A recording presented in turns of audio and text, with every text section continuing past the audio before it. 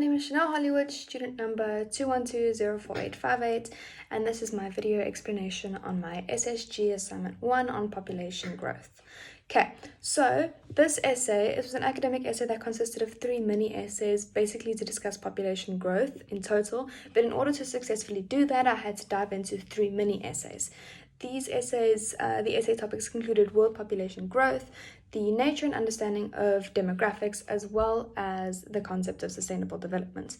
Now, to dive straight into the first topic of this essay, which is world population growth, it starts it off by asking what does the concept of exponential growth refer to?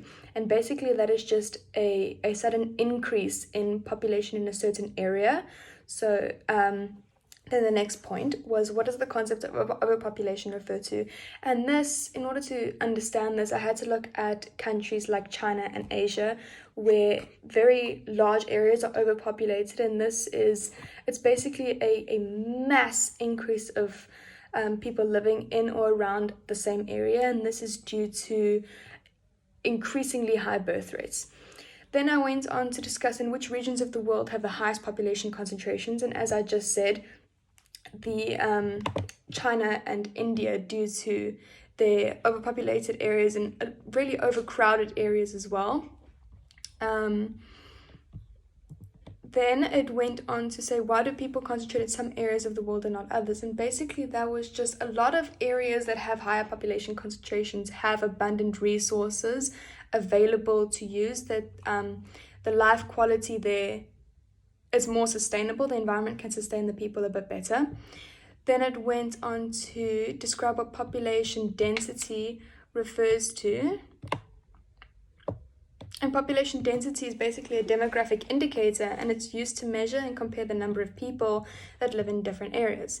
Then it went in and asked what is the arithmetic formula for density population, and that would be to take the total population of people living there and divided by the total land area. Lastly, it said, why is measuring population density important to geographers? And it's important as the indicator allows them to measure the population correctly and therefore gather data that represents demographic information. That demographic information is then used to assess relationships within the ecosystem, the health, human health cares, as well as infrastructures. Lastly, it went on to explain how birth rates can be lowered, and this can be done through multiple things, so like educating women, family planning, and instituting certain policies like China's one-child policy. The next essay moved on to the nature and understanding of demographics. This essay asked to define the term demographics and why it's important. So basically, the term demographics, they are the characteristics of a population that have been grouped according to specific criteria. That criteria is like age, gender, and income. Next, it went on to say why the study of population is important, and basically it's important to understand society. Next, a brief description of the following demographic indicators, which is CBR, CDR, NIR, TFR, IMR, and LE. Now that would be the crude birth rate, crude death rate, natural increase rate, total fertility rate, life expectancy, and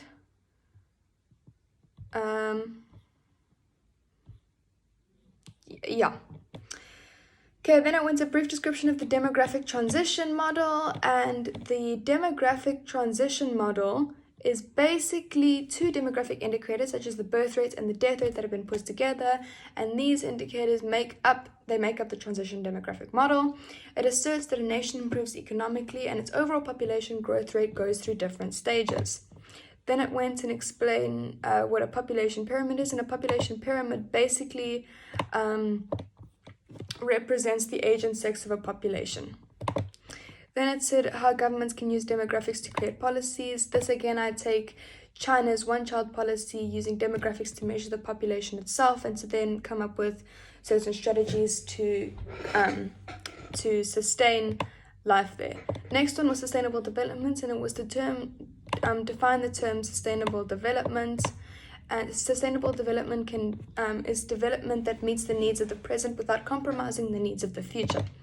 went to say include various areas where sustainable development can be implemented, and that would be can be implemented through overcrowded areas,